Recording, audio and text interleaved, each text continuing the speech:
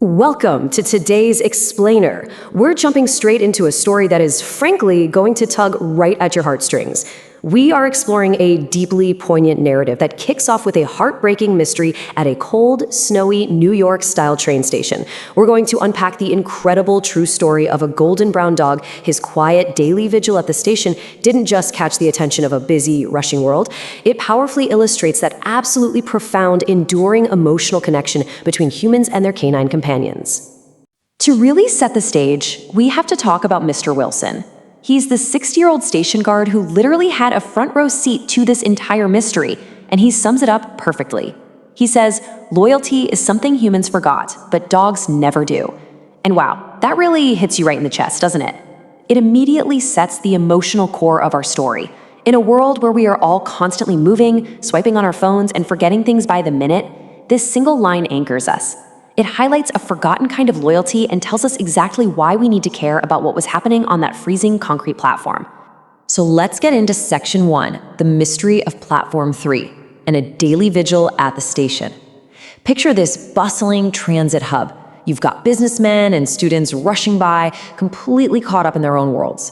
But sitting right there, right in the middle of all that chaos, is an old, tired, golden brown dog, faithfully waiting. Every single time a train pulls in, you see his tail give this tiny, hopeful wag. He stands up slowly and he searches the faces of the passengers stepping off the train, looking for one specific face that just never seems to appear.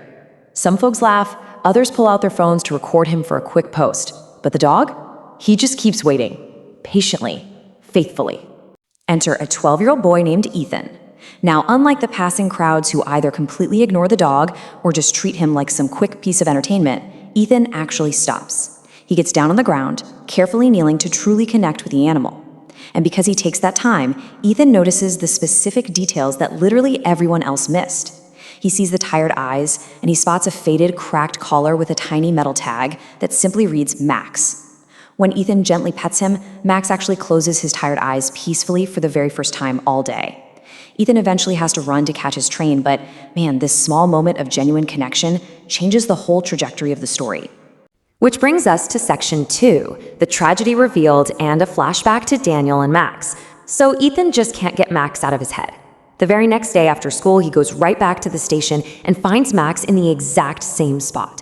Ethan walks up to Mr. Wilson, the guard, and asks the question we're all wondering. Why does he keep waiting here? And through Mr. Wilson, we are pulled into a flashback. We learn about Max's origin and his amazing life of a kind, middle-aged train mechanic named Daniel Harbour. Their timeline begins with just the most beautiful daily routine.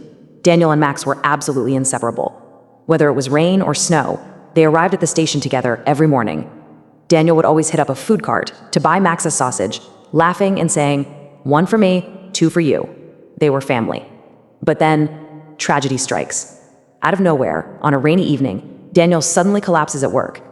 Max barks desperately beside the ambulance, but Daniel never returns. And that leads directly to the endless vigil. The very next morning, Max goes back to the station alone. And he waits. Days turn into weeks, weeks drag into months, and Max still believes, with his whole heart, that Daniel is going to step off one of those trains. Let's move into Section 3, viral spectacle versus genuine care, as the world watches. Because this is where Max's quiet, deeply personal grief suddenly shifts into the public eye and becomes a full-blown internet sensation. A woman walking through the transit hub records Max and uploads a video titled, "The Dog Who Waits for His Dead Owner Every Day." And it gets millions of views. Millions. The video absolutely explodes online, and suddenly you have people traveling from all over the place just to see the famous dog at the station. But honestly, that massive view count highlights a really shallow kind of attention. It's a pretty profound commentary on how we as a society tend to consume tragedy as a social media spectacle, rather than trying to form a genuine connection. Think about the sharp juxtaposition between these two very different types of empathy. On one hand, you have the internet's reaction, which is entirely passive. People show up, they take their selfies with the famous dog, they record their videos, they might even shed a tear over his sad story, but then they leave. They go right back to their warm, comfortable homes. But then you have Ethan's actions.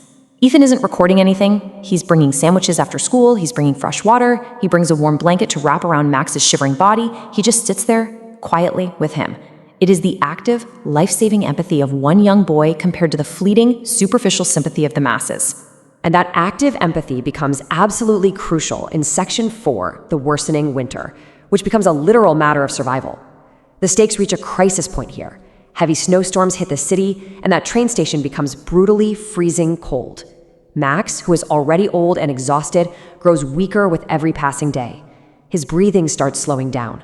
One night, Ethan finds Max shivering violently underneath a station bench. Mr. Wilson spells it out perfectly. Max simply is not going to survive another winter out in the cold. Faced with the reality of Max's impending death, Ethan knows he has to do something drastic. He runs home, sits at the dinner table, and makes this incredibly impassioned plea to his mother. He says he's spent a whole year waiting for someone he loved. He deserves someone who won't leave him again. This is the pivotal moment. The narrative fully shifts from just observing a tragedy to actually intervening. Now, Ethan's mother hesitates at first, and fair enough, taking care of an elderly dog is a huge commitment, but Ethan's profound understanding of Max's loyalty wins her over. She smiles softly and tells him, "Okay, bring the dog home." Which brings us to the emotional climax of our explainer, Section 5, the final train, and walking away. The very next morning, Ethan rushes back to the transit hub, armed with a warm winter coat and a leash. He finds Max sitting in his usual spot, eyes glued to the tracks, still holding on to that year-long hope. Ethan kneels down right beside him. He speaks to him so gently, saying, "You don't have to wait anymore, Max." It's such a powerful moment. He's essentially giving Max permission to finally let go. Just imagine this deeply emotional beat. Another train pulls into platform 3. The doors slide open, passengers step off onto the concrete. Max watches them intensely, his tired eyes scanning the crowd one last time. But once again, Daniel isn't there. You can almost feel the reality of the empty platform finally settling in for him. And then we get a massive breakthrough. Very slowly, for the first time in an entire year, Max turns his back on the platform. He accepts the leash from Ethan. He follows him. Together, they walk out of the station doors, leaving the freezing concrete behind them, while Mr. Wilson watches them go, quietly wiping tears from his face. Finally, we transition to our closing chapter, Section 6, A New Beginning, Finding Peace After the Wait. Ethan and Max leave the freezing station behind and step into Ethan's home, and it is a completely stark contrast to what Max has endured for a year. There's a warm, crackling fireplace. There's a soft, comfortable bed. It's a whole new world for a dog who had known nothing but cold concrete and endless, heartbreaking waiting. Now, Max's beautiful journey of healing doesn't happen overnight. It's a process. He slowly adjusts to this safe family environment. At first, he still has that deep-seated anxiety, right? He battles the urge to just stare at the front door every night, waiting for Daniel to walk through.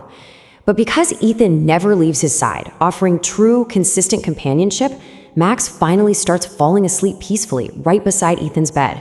No more anxiety, no more waiting out in the cold, just peace. And ultimately, this all culminates in Max running happily after a ball in a sunny park, playing for the first time in years. It just goes to show that with consistent love and genuine care, true joy really can be found again. So to wrap up this explainer, I want to leave you with a question to really think about. Max waited a year for love, and love found him again. Who are you showing up for today?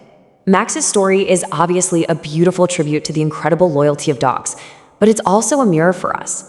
It asks us to reflect on the power of actionable empathy in our own everyday lives. It challenges us to be less like the passing crowds, caught up in the quick social media spectacle, and more like Ethan, the kid who actually stopped, noticed the faded color, and offered a warm blanket to build a genuine bond. Because as this story beautifully reminds us, some souls never stop loving. Thank you so much for joining me to explore this incredible narrative, and I'll catch you in the next explainer.